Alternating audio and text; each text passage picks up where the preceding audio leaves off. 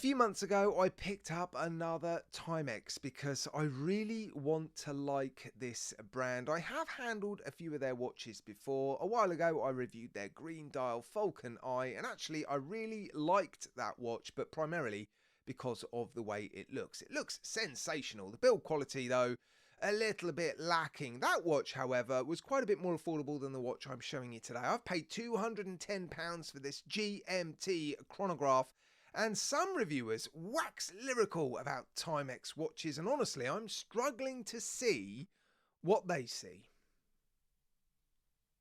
Now, of course, I do appreciate the history and heritage when it comes to Timex, the brand. Established in 1854, so been around for almost 170 years, although it wasn't known as Timex back then. But yes, lots of history, lots of heritage, and I think sometimes people are adding too much weight to that part of their reviews and not really considering the actual build quality of the watches in front of them. I know build quality isn't everything. A brand's history and identity is also important, but it's not everything. And I think sometimes brands like Timex think they should get a free pass. Now, admittedly, £210 is not a massive amount of money. It's still really considered an affordable watch, but when you look at what else is out there for your £210, there are some significantly better watches available. An abundance of micro brand watches and AliExpress brand watches. Okay, they don't have the history and heritage of Timex,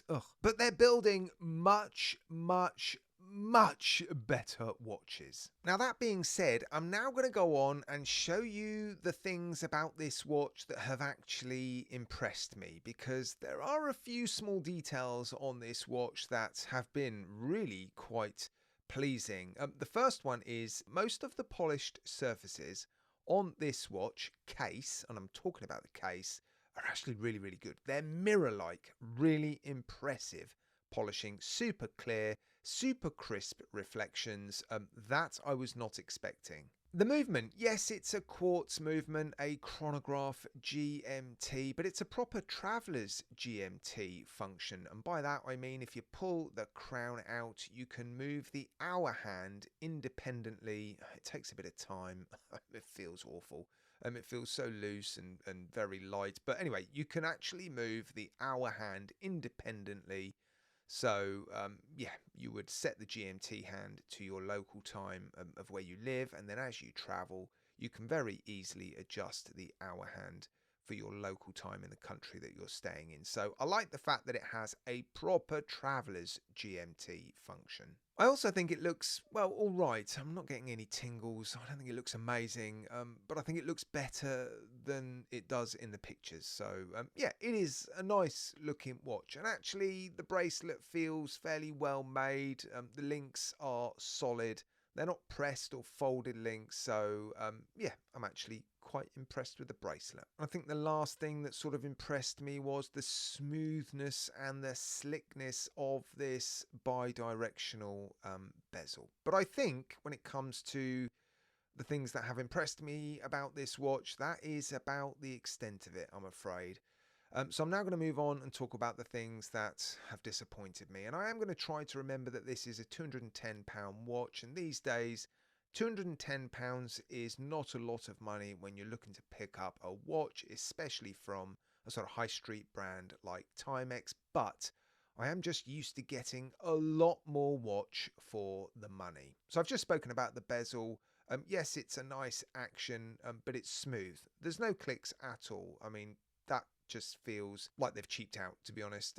They didn't want to deal with any engineering or any alignment issues, so they've just put a sort of rubber grommet in there with a bit of lube on it, slapped on the bezel, and yeah, I mean, it feels like you could knock it quite easily, and that is never going to remain aligned. The pushers feel cheap. There's almost no feedback at all. Yeah, the pushers don't feel nice. I hate this black thing on the crown. That just looks nasty. I don't like the bezel insert. That looks cheap as well. The applied indices look flat, and the loom almost looks like it's been stuck on with stickers. The hour hand also looks way too short, and it's really fat at the center of the dial. The base of the hour hand is almost as broad as the circular element towards the tip. That just looks ugly. The brushing on the bracelet is actually half decent, but those flat sort of polished facets, oh, those really small facets there look awful. Just terrible polishing. I don't know why they even bothered. Clasp, ugh, I mean, look at that cheap and nasty clasp on a £210 watch. That is not good enough. When it turned up, the seconds hand for the chronograph function, this one that's now pointing upwards, wasn't pointing upwards. I had to adjust it, and yeah, I don't think that's good enough. These watches should turn up with the alignment already sorted. To adjust it, you just need to pull the crown out to the second position or the full final position and press this pusher here and you can reset it. But that's not the point. It's easy enough to do, but that is not the point. It should be done already. The loom's also not great. It faded pretty quickly. I'll show you the loom degrading at the end of the video. On the wrist, it feels top heavy because, well, they've cheaped out on the bracelet. They've put very, very thin, light links in the bracelet, which means almost all the weight is on top of your wrist, and so it just feels quite top heavy. No sapphire crystal either. Now, I've mentioned how the polishing on the case is actually pretty good, but the transitions between the brushed element there at the end and the polishing, not particularly crisp, very rounded, which is just an indication that they didn't want to spend too much money on steel finishing. Using the crown isn't a particularly pleasant experience. You can tell you're dealing with a cheap movement inside a cheaply built watch, and there's so much play on this crown. I mean, look, I'm doing that, and well, the minute hand isn't even moving yet, and when you try to adjust the GMT hand, there's a huge delay in you rotating the crown and the actual hand moving, and then you've got a similar sort of delay and looseness and lightness when it comes to adjusting the date complication. It just feels light and cheap. Oh, I almost forgot to mention the finishing on the side of the bracelet links. Lots of streaking, terrible polishing, but you can also see where they filled in the holes to put the pins to connect all of the links together, and that is, yeah, visible with the naked eye. Right, I think I'm going to stop there. I think I've pointed out most of the weaknesses that I wanted to point out. I could probably find more if I kept looking, but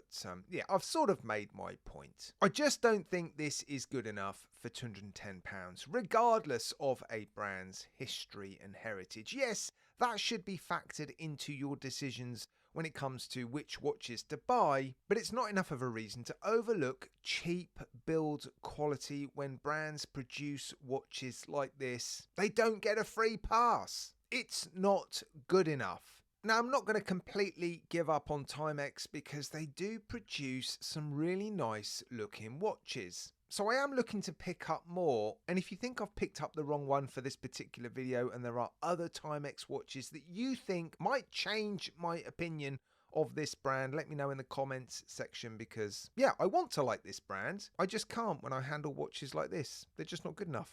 Right guys, I'm going to leave it there, and as always, a massive thank you from me to you for tuning in. I do appreciate it.